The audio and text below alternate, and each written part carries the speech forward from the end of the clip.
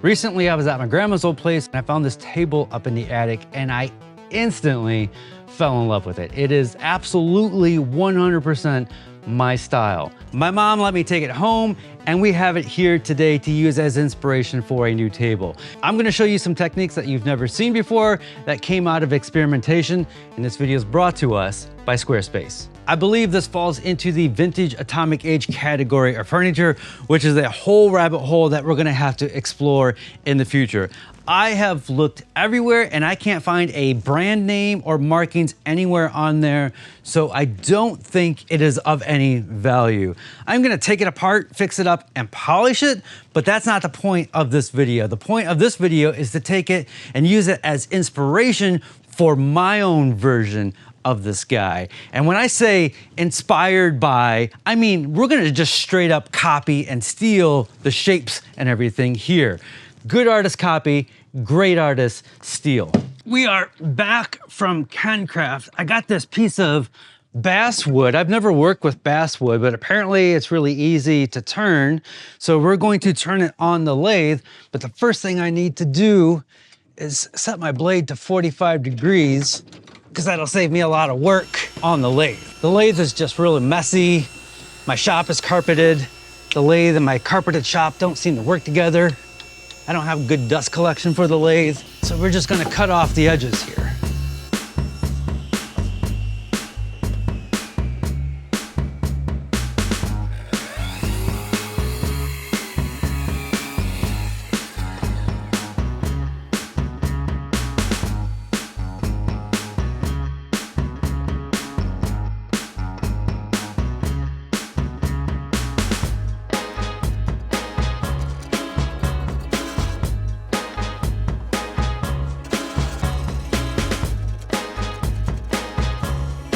So I've just got some 120 grit sandpaper on some plywood. I can sand down the high spots or see where my high spots are, and also get a nice straight taper.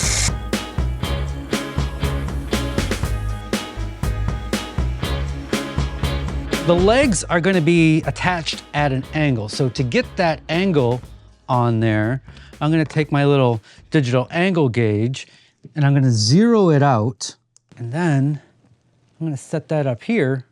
Bandsaws don't like round objects. It wants to grab and then pull it away from you, which could be dangerous. So I've got mine clamped up. I'm gonna cut it too long and then sand down to the line. I don't think this has to be like super insanely precise. I mean, it's not like we're making furniture.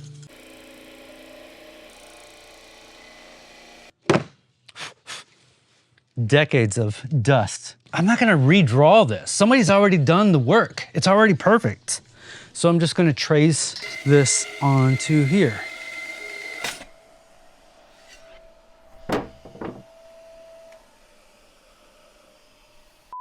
Like I mentioned in the beginning, this was found in my grandma's attic, but I don't ever remember seeing this table. It doesn't even fit into my grandparents' aesthetic. My mom doesn't remember it. My theory is, I'm assuming this came from an auction. I just got done cutting this out on the bandsaw, and I cut it oversized because I want to use the original piece as a template and have my router bits ride along the original piece to flush up this guy. Now, how you would normally do this is with double-sided tape. The problem is this guy's really dusty and it's not flat, and I'm worried that the double-sided tape would potentially move. And so I'm going to do something not cool. I am going to screw my MDF into the MDF of the original table. I can't find any markings on the original table to say whether or not it's a Herman Miller or a so-and-so. I'm going to assume that it is not valuable.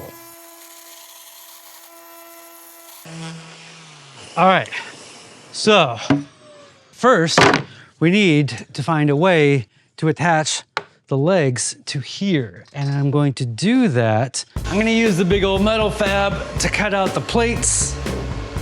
So I'm gonna throw this in there.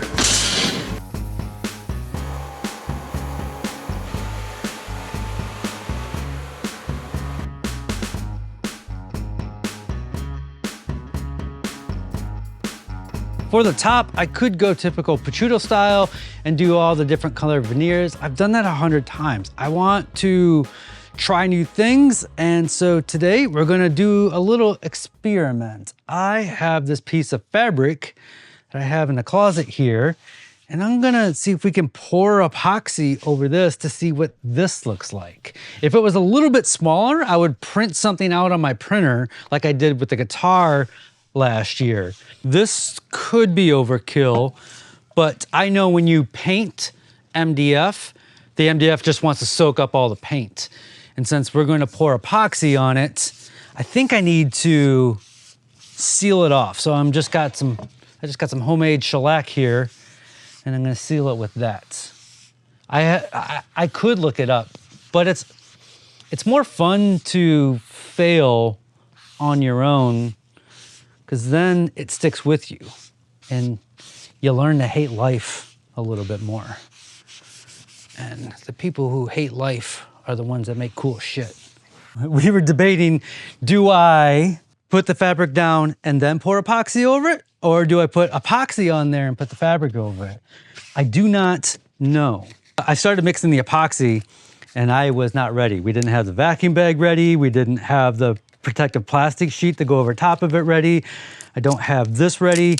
I just started mixing epoxy because it felt like that was the next step. I do this all the time with glue ups and epoxy.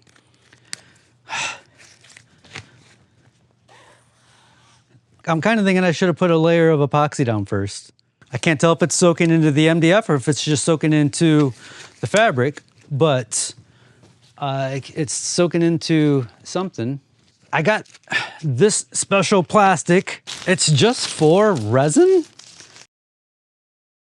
All right. Oh, I'm just dripping epoxy everywhere. Oh, fucking.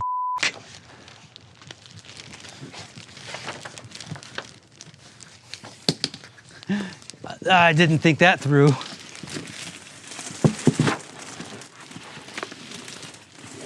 I'm worried that I'm gonna glue the whole board to the bottom board.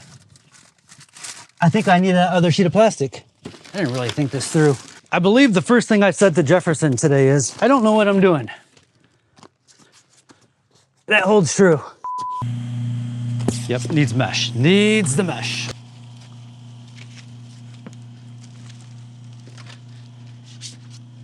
How not to make a YouTube video. It looks flat.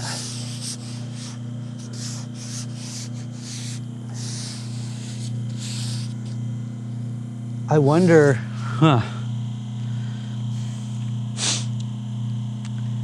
But now I wonder if the mesh that's getting the air throughout the whole thing is gonna leave a mesh pattern on top of my shits.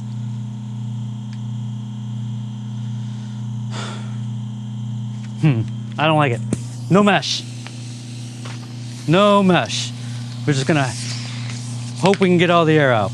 I gotta get the nozzle over the thing. There we go, without the cardboard screwing me over.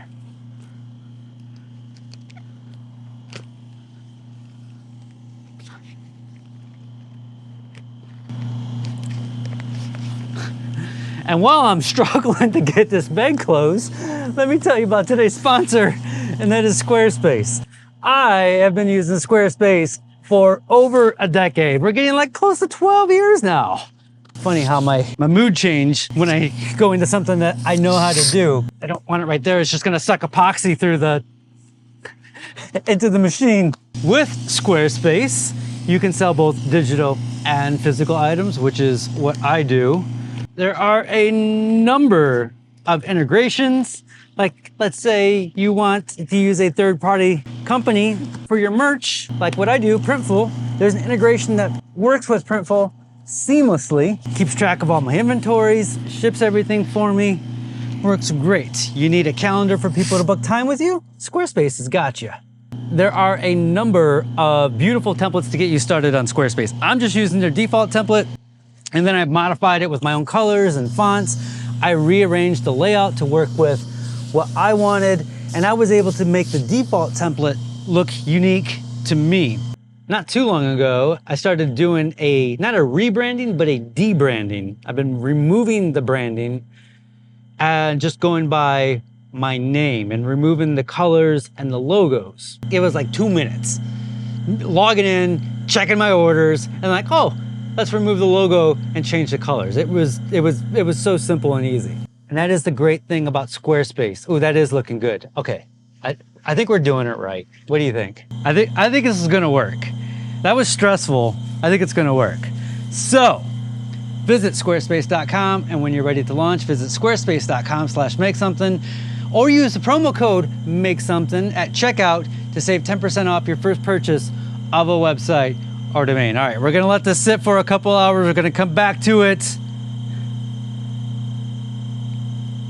And if it works, it works. If it doesn't, we'll fix it. I know a good woodworker behind the camera.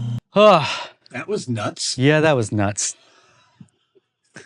You're like, you're gonna do an ad read right now? That's amazing. I sure hope they had that audio running.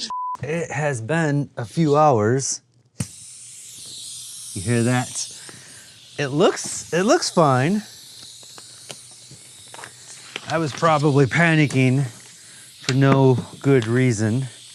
Fingers crossed.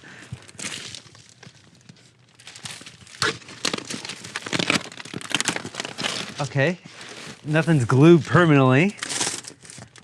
Oh, okay. Oh, that's awesome. Oh, that looks cool. Is it dry? It's not 100% dry.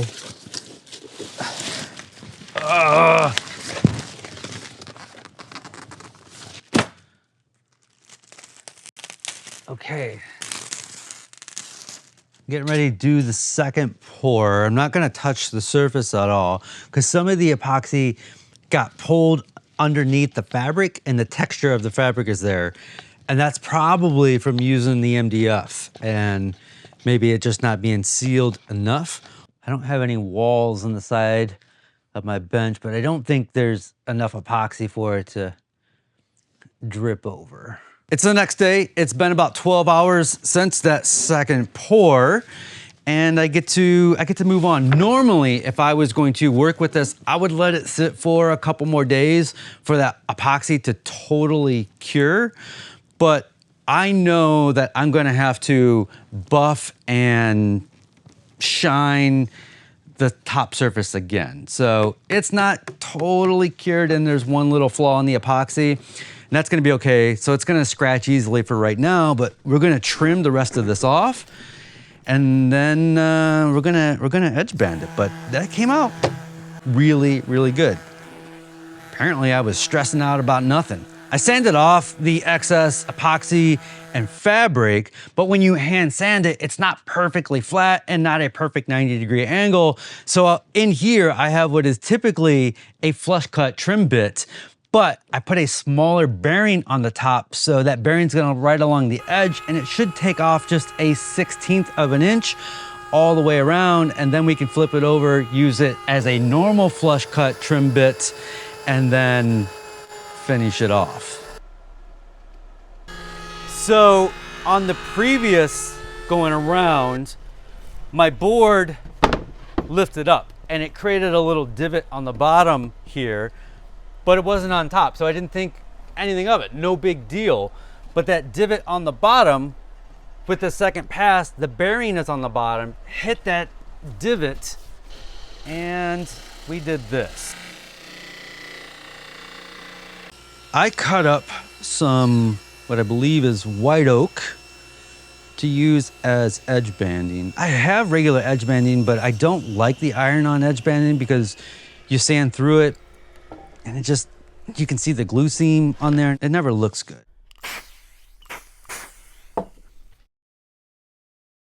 So instead of having a seam where the oak butts up against each other, I sanded a wedge here, sanded a wedge here, and I'm hoping I can glue that on there and that won't be seen.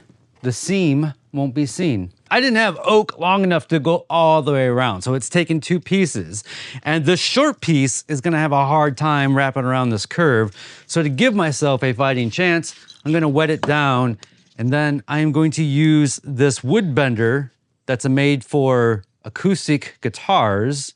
If you're asking, why do you have a wood bender for acoustic guitars? It's because I'm making an acoustic guitar. I'd like to thank this month's top Patreon supporters: Jim from Wiserbeast, Glenn Rogers, Master of None, Jill Williams, Letters to Words, Chris Hoffman, Jeremy Johnstone, Jason Ramos, Sam Greenmaker, Andy from P10 Workshop, and BJ Smith. Patreon members get access to our private Discord, coupons, and a lot more. Patreon members also make videos like this possible. That is a technique we are going to experiment with a lot more. I am really, really happy with it. Even though it's not my design, I still feel like I did something creative.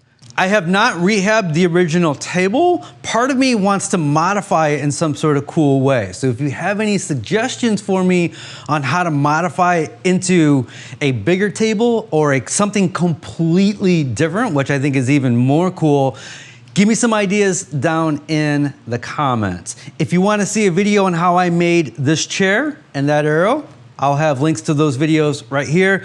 That is going to wrap it up. As always, be safe, have fun, stay passionate, and make something.